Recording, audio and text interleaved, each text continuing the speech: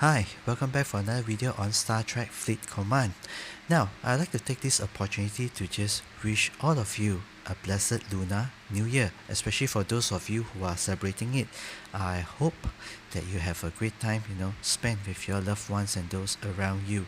Now, this year is a little bit different because with COVID around, but I do hope with the help of technology, you'll be able to find ways to, connect with your family who are not so close with you or not so close to you. Okay, so yeah, it's temporary, but for the time being, I guess we just got to make do until things get better eventually. Okay, now today's video I'm going to touch about something which is very close to my heart, and it is about events. Okay, events which I believe most of us we are part of it one way or another. Okay, whether we are just a small player or whether we have been placing first, second, third, the higher places, that kind of thing. Now, we do take part in events. Okay, now I like to focus not on the whole scope of the events, that kind of thing, but rather on a particular category or type of event which happens every now and then, and the payouts of this particular event is very good. So if you have the opportunity to, I would like to encourage you to just take part in it. Okay, but then I'm gonna explain to you that there are many ways to approaching this type of event, and you shouldn't like go in blind, or you shouldn't like go in all aggro and not knowing how to you know um strategize, give yourself a better like advantage, that kind of thing. So yeah, I'm gonna focus on solo leaderboards, or in short SLBs. Okay, now SLBs, they happen every now and then, and just to show, there's actually one happening right now, and you like you you you it would be like time's up in like half an hour or so. So there's one, and it normally happens on the daily events tab. Okay, so you click on it and then you see this. Okay, so those that are ranked. Okay, so SLB's solo leaderboards are events whereby it measures your performance or yourself against other players in that particular event bracket. Okay, you will not be mixed with the other people, but with a group of people who shares almost the same level as you. Okay, now I love this kind of events because the payouts are good. Okay, normally you see them paying out in latinums, and you don't just get latinums. For this SLB in particular, you also will be getting recruit tokens. Okay, premium and ultras. Okay, which are very good because 2005 you get 3 pools. Okay, 3 full pools, that kind of thing. So it is good to have, and you'll be and winning this will help you to to complete or to max out your epics or even your rares, that for that matter, officers. So but the thing is this, there will be many people going at this kind of events as well, the SLBs. Okay, and I believe that timing is everything, and STFC, I believe, is a game that is very, very focused on timing. And when there is timing, there is for sure opportunity. So you got to know when to, to to grab the opportunity to make yourself, you know, to trump the other player. Now, competition is a good thing, don't get me wrong, but then if you want to compete with someone else, so much so that it puts you in a very difficult position whereby you might have over leverage, you overspend, you overuse your resources, so much so that you could have just like won one SLB, and you have sacrificed winning like 2 to 3 SLBs down the road, that kind of thing. Okay, because you have used too much, you have maxed out too much, and you will not be able to compete in the next SLBs for that matter. That is not a very ideal situation. So let me give you this example. This is the SLB that I'm in, and I've been watching, monitoring since it began. Okay, and I know my players, as in who are in this leaderboard. Okay, I know them. I know their tactics. I know their strategies, and I use different methods to to find out how do they play, what they are involved in, and how do I gain an edge over them. Now it wasn't like this like an hour ago. It wasn't like this an hour ago. Okay, an hour ago, Dawn was leading at 128k. I know during this hour, Dawn is pretty much inactive. Okay, probably it's his sleeping time, or okay, today is a Friday, so probably he's still at work. Okay, I do not know where Dawn lives or where is he from. Okay, could be sleep time, whatever. Okay, but I do know based on observation that he's not so active during these hours. Okay, so 128k is what Dawn would do. Now, Gut was at 74k. Okay, he was placed second, 74k, and Mendo, okay, Mandalorian, so Mendo in short, he was nowhere to be found on the board. But I do know that Mandalorian and Dawn, both of them, they have the tendency of trying to size one another up, meaning that they'll try to top one another, and while doing that, they are pushing the bar higher and higher. Now, if you are new in this bracket, you might find yourself being caught in this cat and mice race, like trying to chase one another, trying to avoid, trying to win one another. And I found, because I've been in this bracket for quite some time already with Dawn and Mendo, and there were two others who were in this leaderboard as well. But then what happened to them was this: they landed in a position whereby they found themselves not being able to compete at all. They used now I'll call this the head-to-head, heads-on approach or strategy, whereby they try to top one another up, and they found themselves leveraging, overspending, and they just drop out. And sure enough, these two players, one of them is Top, the other is Fearless Cat. They're no longer active in game. They just left, they just quitted. Now Top was number one on server before Mendo, before Dawn started to showing that kind of performance. Top was first, but then he just got pushed out because his strategy, his technique wasn't right, and then put him in a very bad situation. Fearless Cap as well. Okay, he rose quickly, but then he rose to level or ops 29, and then he just died out. No news. 9 days since he was last online. So if you use the wrong strategy against certain players, and if you haven't been doing your homework well, I can assure you that you might find yourself in that kind of position as well. And that is quite unfortunate, because we want to enjoy the game, but then we don't want to put ourselves in that kind of position whereby we lose interest, or we just give up hope on ever winning or playing the game anymore. Okay, now Mendo wasn't found anywhere on this leaderboard. Okay, now let me recap what happened. I didn't take any screenshots on this. I just I'll be but I remember the sequence of events, what happened. Okay, Dawn was first, Gut was second, 74k. Then Gut top Dawn up. Okay, and Gut is now at 147k. Now remember, Mendo is nowhere to be found on the leaderboard still. Okay, now like I told you earlier that Dawn at this hour of the day, he is kind of inactive, so I would expect that Dawn has already stopped out at 108k.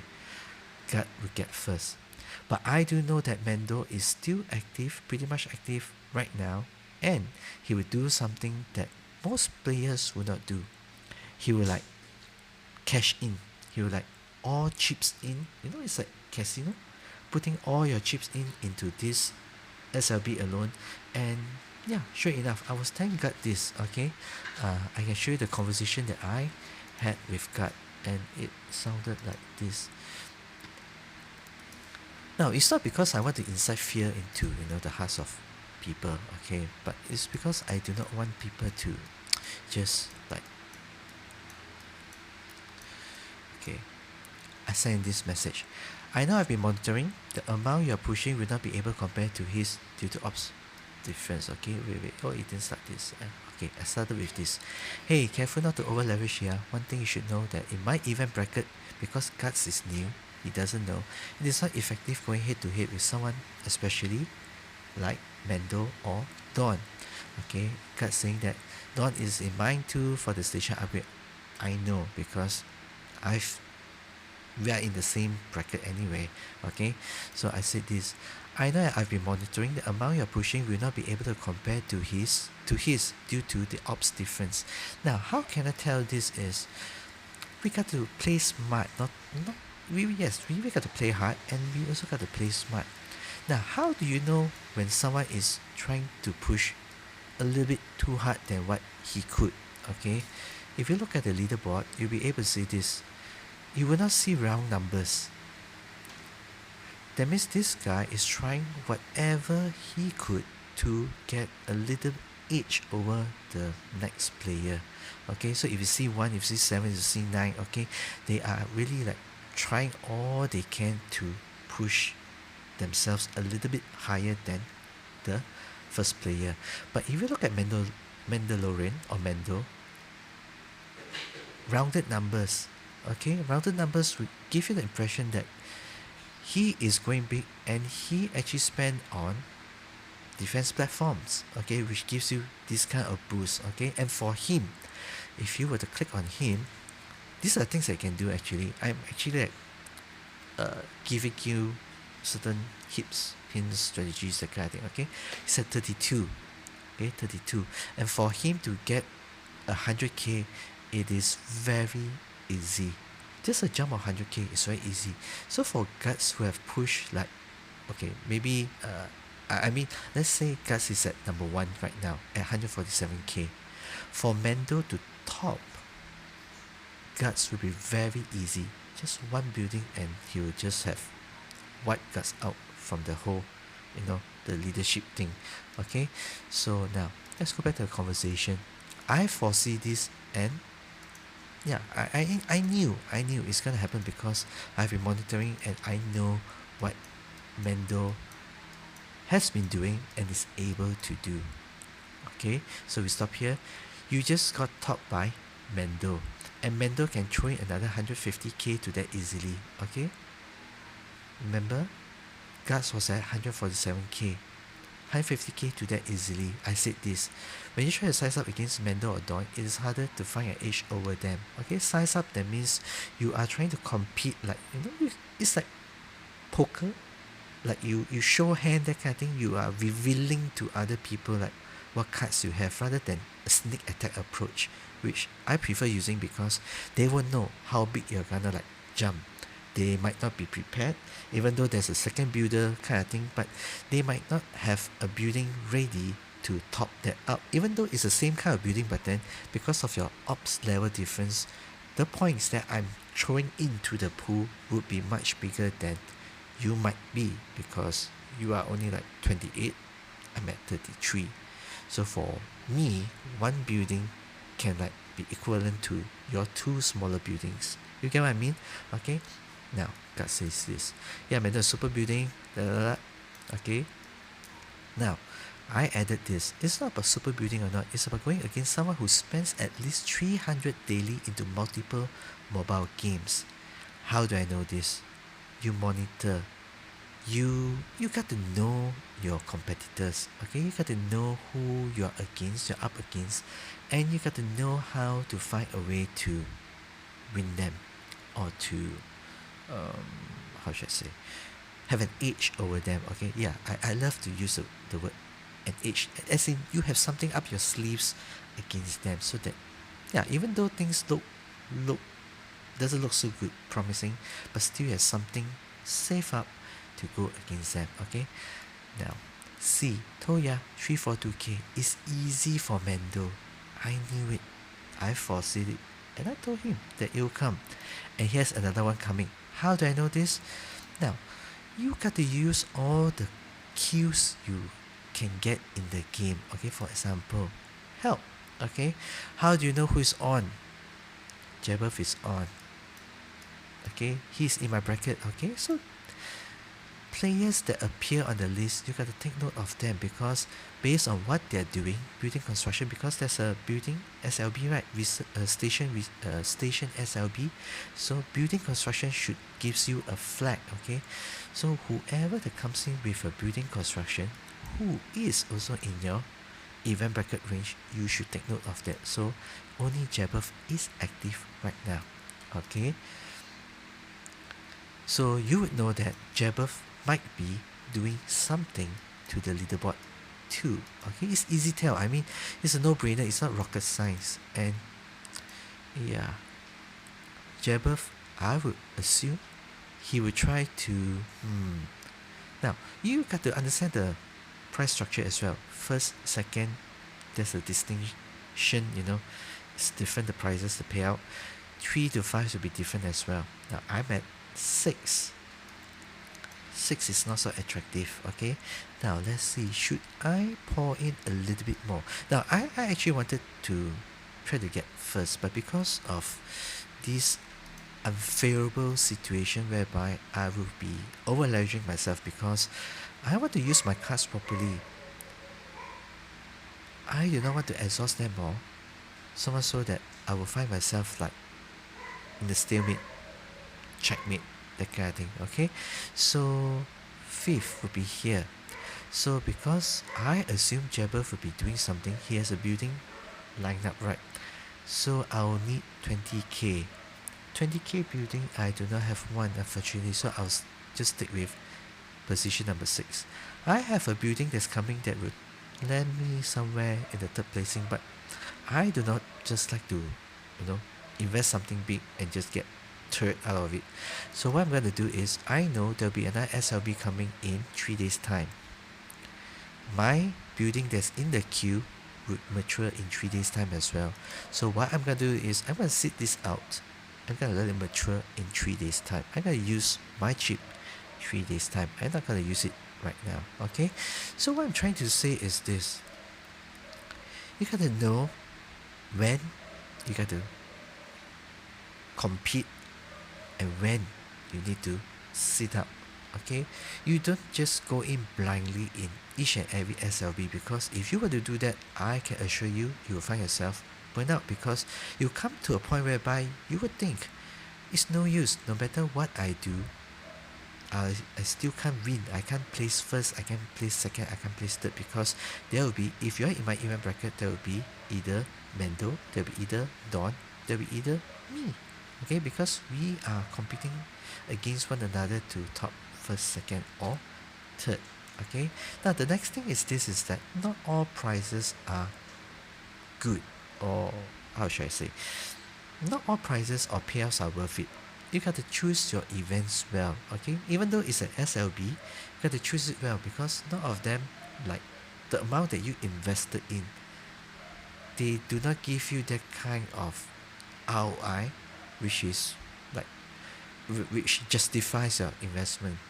And another thing is, you also got to understand this too, because we're in a TOS arc, okay, an arc event that lasts over like 20 days. Okay, you should also look through what are the events that are lined up. Okay, because you got to be smart, wise enough to assign, allocate your chips accordingly. Don't just throw everything you have into just one, because you are not like Mendel, for example. You are not like Dawn. You might not have that kind of money set aside to top up buying packs to go at it again. Okay, and if you do, good for you. But for those of you who don't, yeah, look, analyze, and see how you place your chips, because this will be how you'll be gaining an edge over another person. Okay, there's so many events here. Okay, see how you would gain an advantage over another person. Okay, so yeah, familiarize yourself with the events, especially over an arc. Okay, because there's so many events with very good payouts, and you do not need to use them all in just one one event, one small event. It's not even a major one because it is under daily. Dailies, you should also know that they'll come by again every other day if it's not now. So yeah, so for me, I'm gonna stop at this rank 6. It's good enough for me because I do not need platinums, I do not need officer XPs, I do not need all these recruit tokens because I've been saving them up. Even though the extra would be good, would be nice to have, I've been saving them up for future events. Okay, so yeah, bring it on. As in, just not this 24.1k save up. I didn't invest on this. Okay, 5.1. Okay, so don't use. I believe I said this before. Just because you can, it doesn't mean that you have to or you need to. Okay, just because you can, it doesn't mean that you have to or you need to. And I'll say this again, STFC is a game of timing, and when there's timing, there will be opportunities. Use it well. So I guess that's it for this video, and I hope this will have helped you to open your mind, okay, and to see things from a different perspective, and perhaps will help you to re-strategize your approach towards events as well, and not to find yourself over leveraging and to place yourself in a very disadvantaged position. Okay, so yeah, there you have it. If you like this video, do remember hit on the like button, and yeah, please click on the subscribe button. I've been giving you tips and strategies which not many content creators are giving you out there. So yeah, do subscribe to my channel. Thanks for watching. Live long and prosper. See ya in the next video.